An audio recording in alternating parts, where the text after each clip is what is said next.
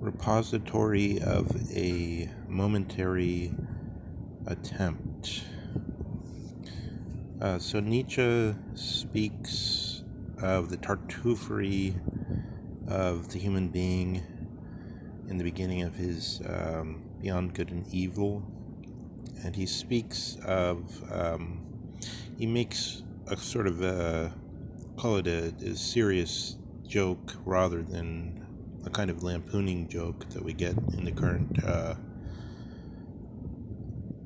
ideologically debased, deconstructed language where functional illiteracy dominates the discussion.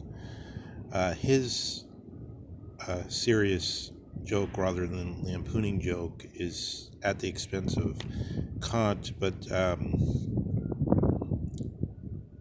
what he says is immediately linked to Molière. So the Molière is a lampooning humor, but Nietzsche is, once again, I reiterate, a serious humor, which seems to be something acting like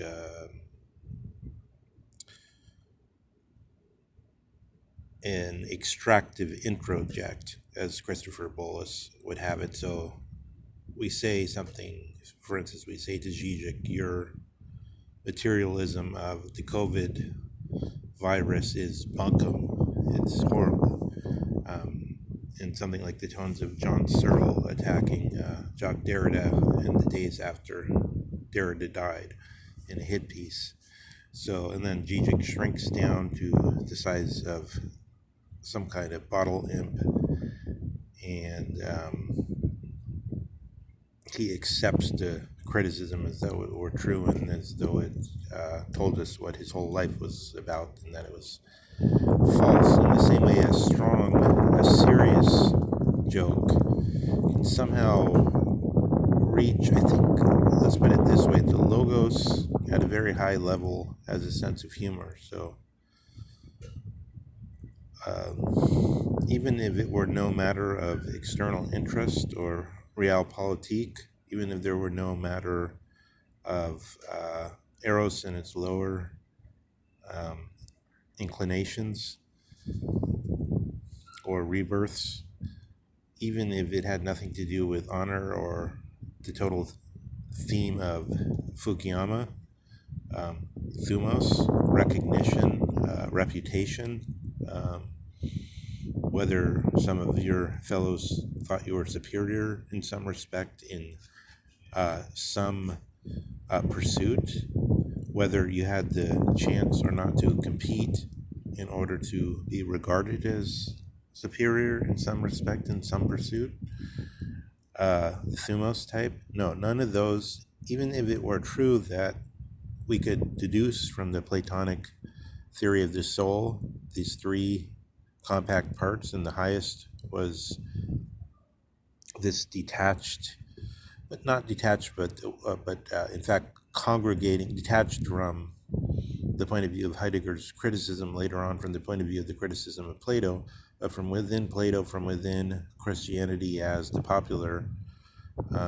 arity of the notion of the good or the agathos as God.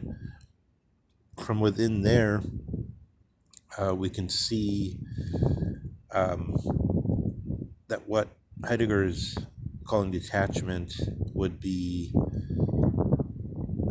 communing with God, or in the Christian period it would be Christ, I want to say Christ consciousness, but it would be the Sacred Heart, it would be something that deserves a more picture of a red beating heart, gemütlich, something more. The same position must appear differently for Kant, for Plato, for Heidegger, but in decisive respects, which we can hone into a little bit by thinking of Nietzsche's criticism of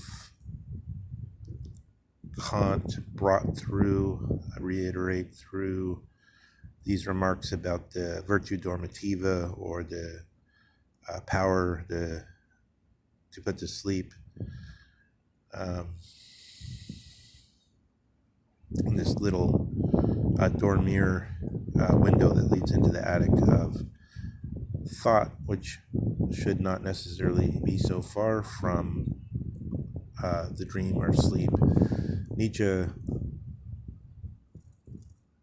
reminds us of the Moliere joke in direct proximity to Kant, and even he's speaking of Kant. Kant is only playing these games of the heaviness of the scholasticism of the scholastics, with the hint of the seductive heaviness of the Teutonic background to the Prussian order, which appears sometimes as a form of mysticism. But I will say this was the best physicists who there ever were all brought out in the Prussian era, whether that's Heisenberg or Einstein. Today we have mostly fill-in-the-blank physicists and people rehearsing generic quote-unquote theories, which are of very little interest. Of them, it was said they are just doing that Germanic mystical bunkum nonsense. This was said until the atomic bomb came out. Then everyone was awed and began to regard physics, even from the popular standpoint, as a fundamental science. So again, let's see if we can, in this sortie, finally get there. Nietzsche said in the beginning of his Beyond Good and Evil that this kind of joke of what is it that causes people to fall asleep? What is it about opium that causes people to fall asleep? And then you just give it a name, virtue normativa, and by that you act as though you'd explain something. So this is on analogy to the claim that Kant, in recognizing the idea of this, there's a notion that there's some limit for a rational creature to be able to have any experience at all, so that things should happen at least spatially and at least in some kind of ordered time. Otherwise, this is sort of how some people define schizophrenia, is that everything would just be popping forward in a totally disordered manner and there would be no way to understand it. So Kant would say that's kind of beyond what would count as experience proper. So there should be some region where we should say it's required, this kind of order is required for any possible experience.